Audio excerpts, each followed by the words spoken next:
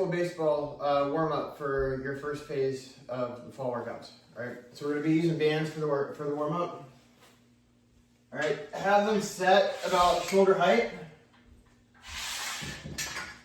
And we're gonna start out with rows. So you're gonna do 10 reps of everything on this. So you're gonna go 10 rows here. Then you're gonna go 10 pull downs. Make sure your hands are coming back past the pockets. All right. Then you're gonna go 10 reverse flies. 10 90-90s. You're gonna turn around. You're gonna 10 tiger walks. So your elbows are gonna be straight and you're just moving the shoulders back and forth here. Like that. And then you're gonna go 10 for raises. So you're gonna start palms down. As you come up, you're coming straight up, your thumbs are gonna go up. You're gonna come up as high as you can. All right. Then you're gonna go 10 snow angels. So your hands are gonna be even with the body. Right here. And then you're gonna go 10 WYs. So you're gonna come back to a W, punch up to a Y, and then bring it down. All right? That's the upper body warm-up. Lower body warm-up, you can do it with a mini band if you want to. If you do that, put the mini band around your knees. But you're gonna go 10. You're gonna get into a sinking into a position here where your weight's kind of back. You're gonna go 10 side steps each direction. Then you're gonna go 10 walkouts like this, still sinking back. Then you're gonna go 10 drop steps, still sinking back. You're gonna go 10 squats, just regular squats. 10 fire hydrants, right here on each side. Then you're gonna lay down. We're gonna go glute bridge, but it's gonna be segmented. So each vertebrae is gonna come up at a different time. So you're gonna go slow, raising one vertebrae up at a time. And then you're gonna come back down, one vertebrae at a time. Then you're gonna go single leg. So these are gonna be fast. You're gonna go 10 of these. Straight up, all right? That's your warm up. All right, so day 2 of fall phase 1, all right? Primary 1 is gonna be back squats. All right, we're gonna do 5 reps. You got 4 sets of all of this. All right, you're gonna have as close of a narrow grip as you can on the bar. I want you guys way out here. All right, we're gonna try to be in close and tight. Give a little bit of shrug, so from the side, a little bit of shrug up to maintain a shelf for that bar to sit. All right, feet are gonna be, this way, feet are gonna be slightly wider than the hips. All right, toes are gonna be a little bit turned out, and you're just gonna squat down as low as you can, and then back up. All right, 5 times. Increase weight each time. And then we've got weighted ball. So use like a 1 to 2 pound weighted ball, and you're gonna hold it out here at like a 45-degree angle here. We're just gonna do palpations right here, really fast. All right, 15 reps on each side. Switch sides, 15 over here as well.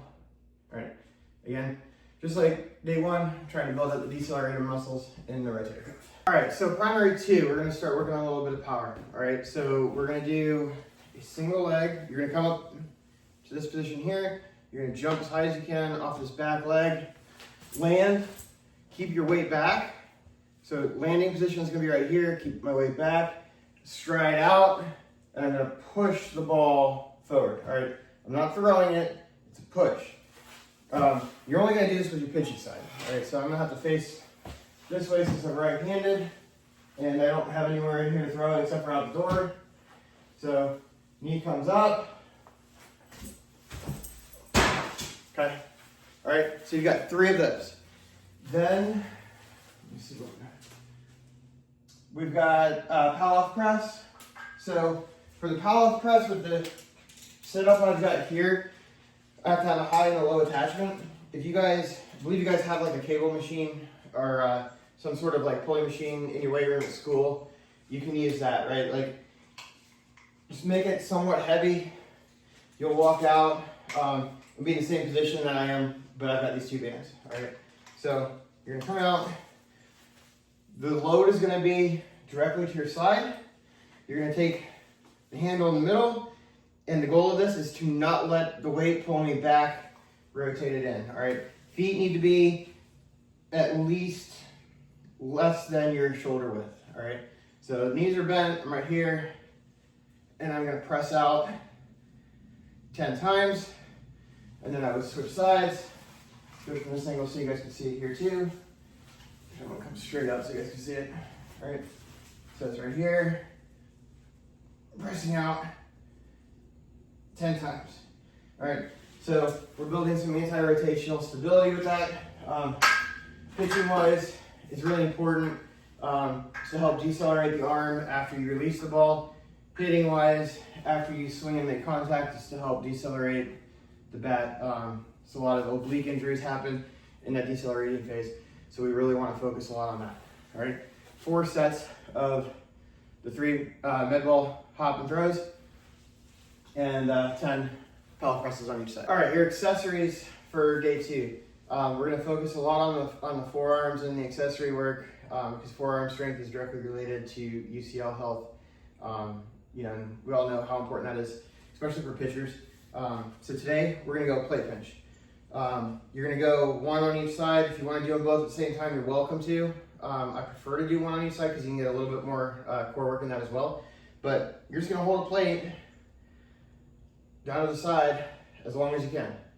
All right, keep squeezing it and pinching it. I'd say minimum, you know, the older high school kids should be using a minimum of 25 pounds up to 45 pounds. Younger kids, maybe if you guys have 15s, you can go down to that.